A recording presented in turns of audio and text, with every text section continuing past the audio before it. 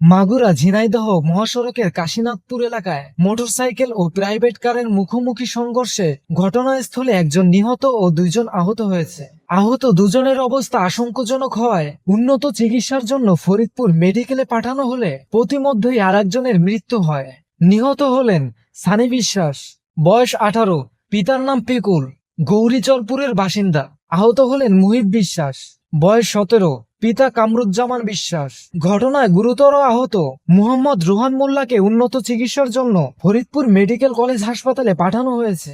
বিষয়টি নিশ্চিত করেছেন Magura highway police SI Jahangir Hossain.